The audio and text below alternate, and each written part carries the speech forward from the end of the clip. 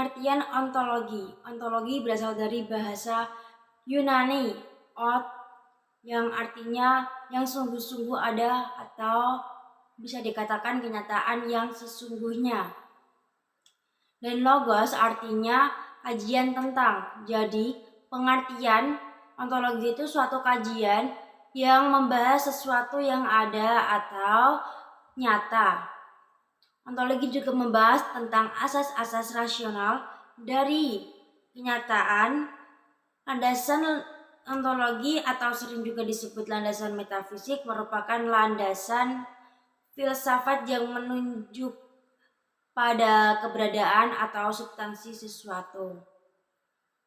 Dari salah satu menurut Candler mengatakan bahwa metafisik adalah cabang filsafat yang bersifat spekulatif, membahas hakikat kenyataan terdalam. Dengan kemunculan ilmu-ilmu empiris, banyak orang meyakini bahwa metafisika telah ketinggalan zaman. Temuan ilmu-ilmu empiris tampak lebih dipercaya sebab temuannya dapat diukur, sedangkan pemikiran metafisik tampaknya tidak dapat diverifikasi dan tidak bersifat aplikatif. Metafisika dan ilmu-ilmu empiris seolah merupakan dua bidang kegiatan yang berbeda. Seperti itulah pengertian dari ontologi.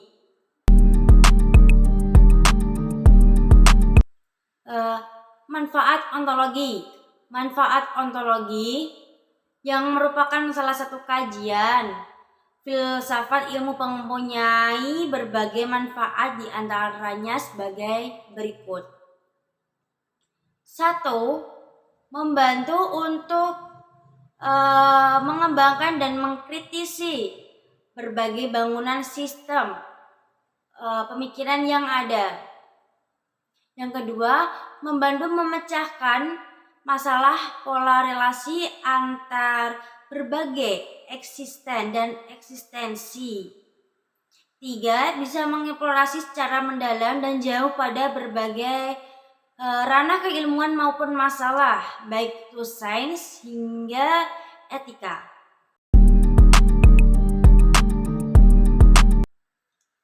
Aliran-aliran ontologi. A. Monoisme adalah paham yang menganggap bahwa hakikat asalnya sesuatu itu hanyalah satu. Asal sesuatu itu bisa berupa materi maupun rohani. Jadi aliran monoisme yaitu sesuatu yang ada itu hanya satu, pasti ada yang mengawali dan pasti itu hanya satu, tidak mungkin dua, cuma satu. Semisal adanya alam semesta ini adalah karena adanya air, yang lain itu hanya sebagai pendukung. Aliran ini dia itu percaya hanya satu, tidak mungkin dua. B. Dualisme adalah aliran yang berpendapat bahwa asal benda terdiri dari dua hakikat, dari segi materi dan rohani. Hakikat benda dan roh, hakikat jasad dan spirit. Jadi aliran dualisme ini berpaham bahwasanya hakikat itu ada dua, materi dan rohani. Ada benda, ada roh. Jika ada benda, kalau tidak ada rohnya, benda tersebut bakal mati, tidak ada fungsinya. Seperti manusia ada, kalau tidak ada rohnya adalah mayat atau jasad, apalagi tidak ada spiritnya. Nah, seperti itulah pengertian dualisme. C.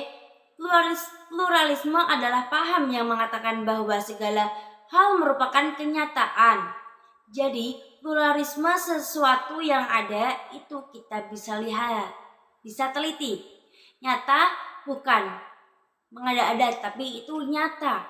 Itu menurut pluralisme. D. Nihilisme adalah paham yang tidak mengakui validitas alternatif yang positif. Jadi aliran ini yang menyepelekan kepadaan manusia. Kalau dulu itu mereka tidak bakal mampu beralternatif terkait apa yang dikatakan dengan manusia. Semisal ide manusia tidak akan mampu mendapatkan hakikat seperti dunia ini, terbuat dari apa? Agnostisisme adalah paham yang mengingkari terhadap kemampuan manusia dalam mengetahui hakikat benda. Jadi aliran agnostisisme yang mana paham ini mengingkari kesanggupan manusia untuk menghasilkan benda. Ini 11 dari mengingkari kesanggupan. Nihilisme aliran ini tidak mengakui validitas alternatif yang positif. Ini 11-12 sama aliran agnostisisme sama aliran nihilisme. Ini sama-sama kurang menghargai manusia. Fungsi filsafat pendidikan.